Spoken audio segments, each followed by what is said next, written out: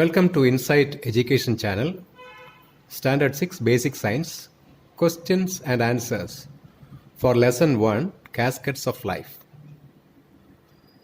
6ാം ക്ലാസ്സിൻ്റെ basic science 1ാം പാഠം caskets of life അതിൻ്റെ ചോദ്യ ഉത്തരങ്ങളിലേക്ക് എല്ലാ കുട്ടികൾക്കും ഹാർദവമായ സ്വാഗതം. നമ്മളതിനെക്കുറിച്ച് നിറയെ ഡിസ്കസ് ചെയ്തിട്ടുണ്ട്. ഇപ്പോൾ വളരെ സിമ്പിളായിട്ട് അതിൻ്റെ ഉത്തരങ്ങൾ എങ്ങനെ പറയാം, short and on target answers, അതായത് ചെറിയ കുറിക്കൊള്ളുന്ന ഉത്തരങ്ങൾ. What is the fundamental unit of life? What is the fundamental unit of life? ജീവൻ്റെ അടിസ്ഥാന ഘടകം എന്താണ്? Cell is the fundamental unit of life. കോശമാണ് ജീവൻ്റെ അടിസ്ഥാന ഘടകം. Cell is the fundamental unit of life. Cell is the basic unit of life എന്നും പറയാം. സെൽ എന്താണ്? പലതരം സെല്ലുകൾ, പല ഭാഗങ്ങളുടെ സെല്ലുകൾ ആ ചിത്രത്തിലുള്ളതും നിങ്ങൾക്ക് മനസ്സിൽ കുറിച്ചിടാം. You can also note down different kinds of cells in your memory. What is a cell? എന്താണ് കോശം? Cell is a microorganism. Cell is a microorganism, അതായത് സൂക്ഷ്മജീവി. കോശം എന്ന് പറയുന്നത് ഒരു സൂക്ഷ്മജീവിയാണ്. അപ്പോൾ എന്താണ് ഈ സൂക്ഷ്മജീവി എന്നുള്ളത് വരും. മൈക്രോസ്കോപ്പ് ആൻഡ് മൈക്രോ ഓർഗാനിസം, അതിനൊരു പടം.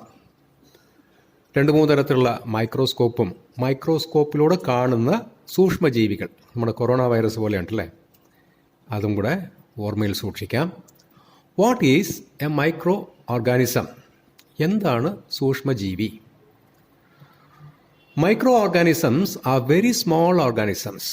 വളരെ ചെറിയ ജീവികളാണ്. That cannot be seen with naked eyes. നമ്മുടെ നഗ്നമായ കണ്ണുകൾ കൊണ്ട് കാണാൻ സാധിക്കില്ല. They can be seen only through a microscope. ഒരു മൈക്രോസ്കോപ്പിലൂടെ മാത്രമേ അവയെ കാണാൻ സാധിക്കുകയുള്ളൂ.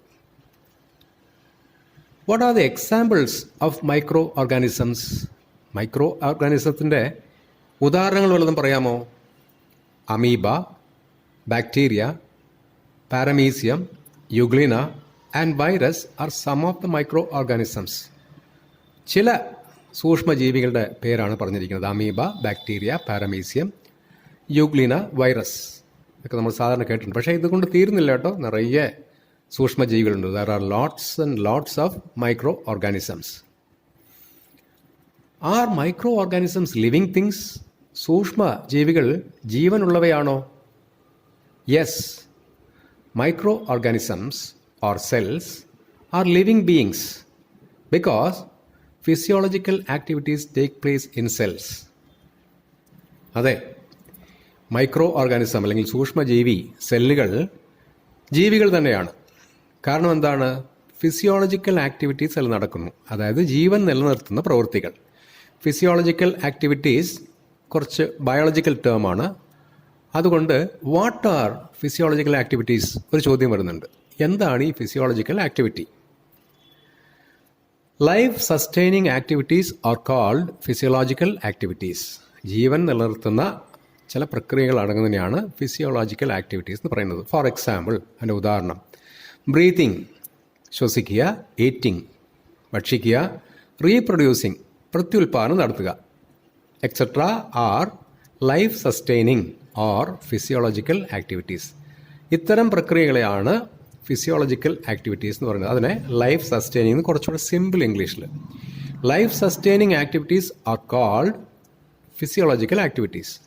Four example, breathing, eating, reproducing etcetera are life sustaining activities എന്ന് പറയാം, ഓർ ഫിസിയോളജിക്കൽ ആക്ടിവിറ്റീസ്.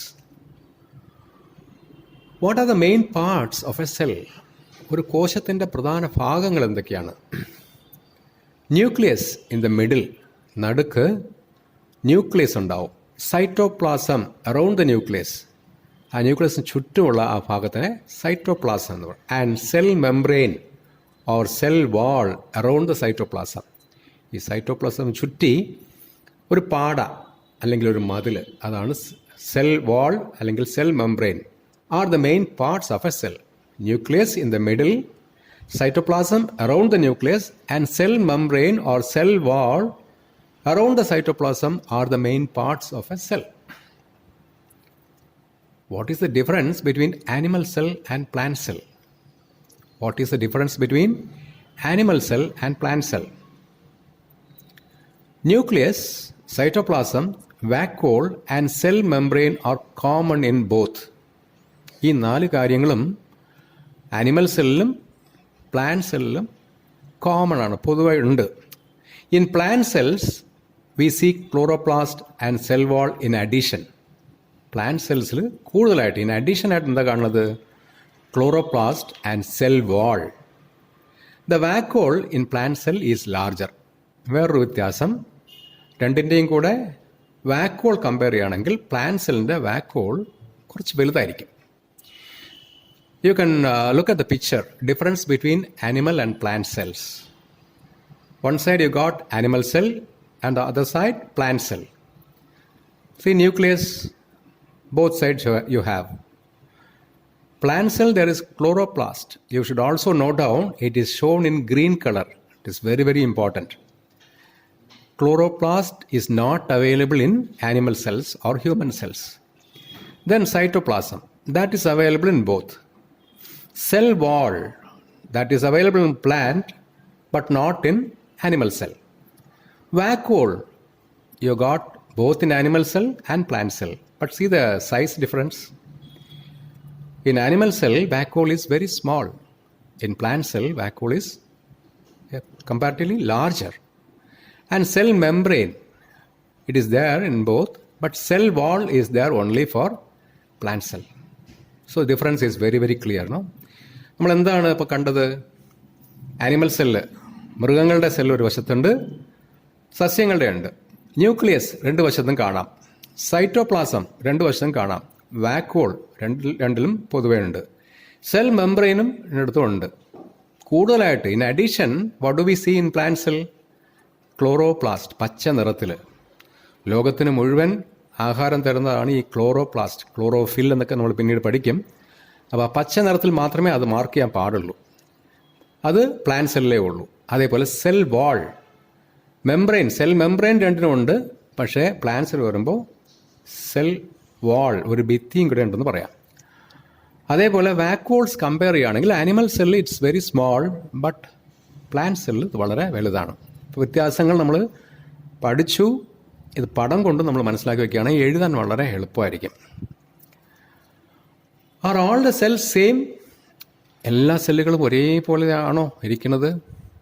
നോ, ഇല്ല എന്നുള്ളതാണ് ഉത്തരം.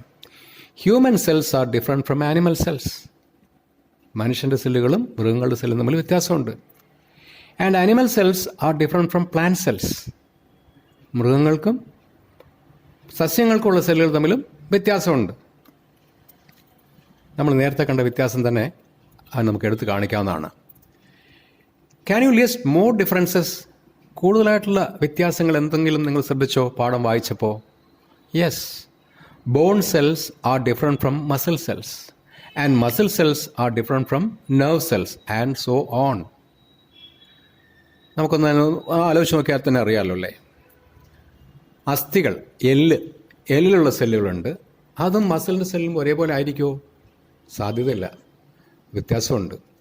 മസിൽ സെല്ലുള്ളത് തന്നെയാണോ നമ്മുടെ ഞരമ്പുകളിലുള്ളത്? അതുമല്ല. അതാണ് പറഞ്ഞിരിക്കുന്നത്, bone cells are different from muscle cells and muscle cells are different from nerve cells and so on. അങ്ങനെ പോയി മാറ്റങ്ങൾ ധാരാളമുണ്ട്. സ്കിൻ സെൽസ് ഉണ്ട്, ഐസിൻ്റെ സെൽസ്, ടങ്ങിൻ്റെ സെൽസ്, ഇതിനെല്ലാം ഡിഫറൻസ് വേണ്ടേ? Because they are all having different functions. One difference is shown here, different organs, different cells. See, the muscle cell is shown on the left side and neuron on the right side. Neuron, you know, our brain is completely filled with neurons, connected with one another, millions of neurons.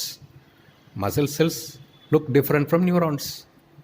Likewise, every different part will have different types of cell. But the basic thing is they are all small, very micro. That is why they are all called microorganisms. And they will be having nucleus in the middle, cytoplasm and cell membrane in common. Explain unicellular and multicellular organisms. ഏകകോശ ജീവികളും അധികം കോശങ്ങളുള്ള ജീവികളും തമ്മിലുള്ള വ്യത്യാസം എന്താണ്? Organisms with one single cell are called unicellular organisms. The answer is complete. അവിടെ കൊണ്ട് answer തീരുകയാണ്. Organisms with one single cell are called unicellular organisms. പക്ഷെ നമ്മൾ മനസ്സിലാക്കാൻ വേണ്ടിയിട്ടും ചോദിക്കുന്ന ആൾക്ക് മനസ്സിലാക്കി കൊടുക്കാൻ വേണ്ടിയിട്ടും example amoeba, bacteria, virus etcetera. They are all having single cells and they are all called unicellular organisms. Organisms with two or more cells are called multicellular organisms. 2 അല്ലെങ്കിൽ 200 കോടിയോ പല 1000 കോടികളോ എത്രയാണല്ലോ ഒന്നിലധികമാണെങ്കിൽ അതിനെ മൾട്ടി സെല്ലുലാർ ഓർഗാനിസം എന്ന് പറയാം. Clear ആണോ? Organisms with one single cell are called unicellular organisms. We got examples amoeba, bacteria, virus, euglena, paramecium etcetera. Organisms with 2 or more cells are called multicellular organisms. We humans are multicellular. Animals are multicellular. Worms are multicellular. Ants are multicellular. Is there any difference in the size of the cell of an ant and elephant? ഒരു ഉറുമ്പിൻ്റെയും ആനയുടെയും സെല്ലുകൾ തമ്മിൽ വലിപ്പത്തിൽ എന്തെങ്കിലും വ്യത്യാസമുണ്ടോ? Is there any difference in the size of the cell of an ant and an elephant? The direct answer is no. ഇല്ല, വലിപ്പത്തിൽ വ്യത്യാസം ഇല്ല. No, all cells are very small micro organisms. ഉറുമ്പിൻ്റെ ആണെങ്കിലും ആനയുടെ ആണെങ്കിലും സെല്ലുകൾ കാണാൻ പറ്റാത്തത്ര സൂക്ഷ്മമായിട്ടുള്ള ജീവികളാണ്. It is the number of cells that determine the size of the animal. എത്ര സെല്ലുകൾ ചേർന്നതാണ് എന്ന് അതിനെ ആശ്രയിച്ചിരിക്കും അതിൻ്റെ വലിപ്പം. മാൻ ഓർ പ്ലാന്റ്, മനുഷ്യനായിക്കോട്ടെ വൃക്ഷമായിക്കോട്ടെ എന്തായാലും അതിൽ എത്ര അധികം സെല്ലുകൾ. അപ്പോൾ നാച്ചുറലായിട്ട് ഒരു കുതിരയും ഒരു ആനയും നിങ്ങൾ നോക്കുകയാണെങ്കിൽ കുതിരയെ ഉണ്ടാക്കാൻ 10 കോടി സെല്ലുകളാണെന്ന് വിചാരിക്കുക. ആനയെ ഉണ്ടാക്കാൻ തീർച്ചയായിട്ടും ഒരു 18 കോടിയോ ചിലപ്പോൾ 20 കോടിയോ സെല്ലുകൾ വേണ്ടിവരും. കാരണം എല്ലാത്തിൻ്റെയും അടിസ്ഥാന ഘടകം, basic unit of life is cell. So ഇത്ര നേരം വീഡിയോ കണ്ടതിന് വളരെ നന്ദി. ഇത് നിങ്ങൾക്ക് വളരെ പ്രയോജനപ്പെട്ട് കാണും എന്ന് വിചാരിക്കുന്നു.